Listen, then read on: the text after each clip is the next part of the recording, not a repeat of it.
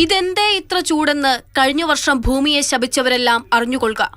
ആ ചൂട് നിങ്ങൾക്കു മാത്രമായിരുന്നില്ല, ലോകം മുഴുവൻ പൊള്ളുകയായിരുന്നു. ശാസ്ത്രലോകത്തിന്റെ പഠനമനുസരിച്ച് 2023 ചരിത്രത്തിൽ ഏറ്റവും ചൂട് രേഖപ്പെടുത്തിയ വർഷം.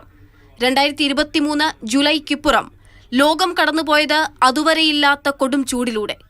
തുടർച്ചയായി 200 ദിവസത്തോളം ഒരു പുതിയ താപനില അന്തരീക്ഷവായുവിൽ നിലനിന്നു.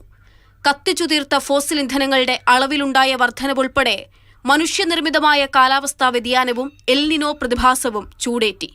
കരയിലും കടലിലും ക്രമാതീതമായി ചൂട് കൂടിയെന്നാണ് യൂറോപ്യൻ യൂണിയന്റെ പഠനം.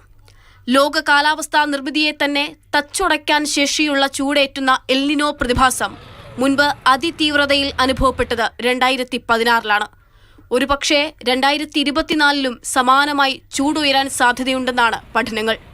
ഒടുവിൽ UAEയിൽ നടന്ന COP28 ആഗോള ഉച്ചകോടിയിൽ ഫോസിൽ ഇന്ധനങ്ങളുടെ ഉപഭോഗം കുറയ്ക്കാനെടുത്ത തീരുമാനം പ്രതീക്ഷാവഹമാണ്. ലോകരാഷ്ട്രങ്ങൾ ഇടപെട്ട് നമുക്കും ഭൂമിക്കും ഹീനമാകുന്ന നമ്മുടെ പ്രവൃത്തികൾ നിയന്ത്രിച്ചില്ലേൽ നമ്മൾ ഇനിയും ചുട്ടുപൊള്ളും. International desk, Mathrubhumi news.